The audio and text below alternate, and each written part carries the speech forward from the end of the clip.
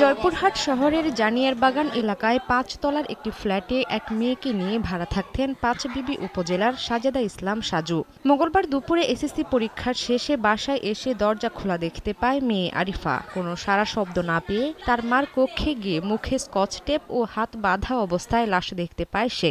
খবর পেয়ে ঘটনাস্থল থেকে নিহত গৃহবধূর লাশ উদ্ধার করে সদর হাসপাতাল মর্গে পাঠায় পুলিশ। পরীক্ষা দিয়ে আসে দেখে ঘরের দরজা ভাসানো খোলা। ও মনে করছে ওরা মুইয়া বাথরুমে শব্দ হচ্ছে পানির, ও আসে মনে করছে আমি হয়তো গোসল করতেছে। তারপরে এদিক সেদিক করে কি ব্যাপার, বাথরুমে উকি দিয়ে দেখে আর আম্মু পড়ে আছে। দুজনের মধ্যে সন্দেহ কালকে আননোন নাম্বার থেকে একটা কল আসছিল ওকে, আম্মু এক লোকের সাথে কথা বলতেছিল নতুন হাটবাড়ি। জয়পুর নতুন হাটবাড়ি রোডের ডিটেইলস আমি জানি না। আর কাদের বুয়া পাশের রুমের থেকে মানুষজনকে ডাকে তুললাম যে এই মেয়েটা কি হয়েছে দেখেন দিনি। তখন উনি বলতেছে যে আমার মা কে যেন মারা ফেলা আছে মুখের টেপ দিয়ে।